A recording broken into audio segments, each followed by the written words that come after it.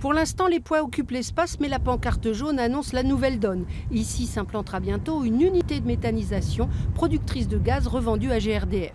Les porteurs de projet sont 6 agriculteurs locaux, 2 éleveurs et 4 cultivateurs. Depuis 5 ans, ils travaillent ensemble à la valorisation de leurs déchets agricoles. On veut produire du biométhane avec injection directe de gaz dans un réseau de distribution. Donc pour ce faire, il faut avoir le réseau de distribution capable de prendre notre production. Au bout de 2 ans, on a trouvé un réseau qui pouvait accepter notre production, c'est celui qui passe au bord de la D60. Donc on cherchait à avoir un emplacement où on était le plus éloigné possible, autant que faire se peut, des maisons d'habitation.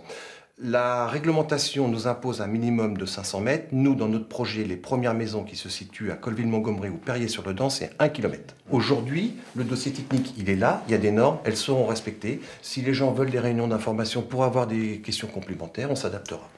La mission régionale d'autorité environnementale a été consultée, l'enquête publique vient de débuter. Jusqu'au 6 juillet, les citoyens des communes concernées par le projet d'unité de méthanisation peuvent se rendre à la mairie de Biéville-Beuville pour consulter les documents et faire enregistrer leurs remarques. Un collectif d'opposants s'est déjà constitué. Pour eux, le projet est une aberration écologique.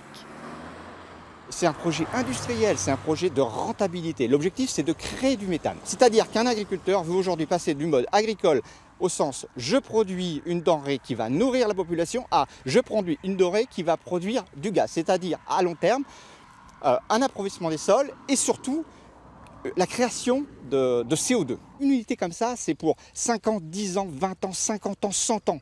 On est en train de créer quelque chose pour l'avenir. Mais non pas au sens positif du terme, au sens négatif du terme. Et c'est ça qui est essentiel. Et on a un devoir de se mobiliser, on a un devoir de répondre. C'est ça qui est important.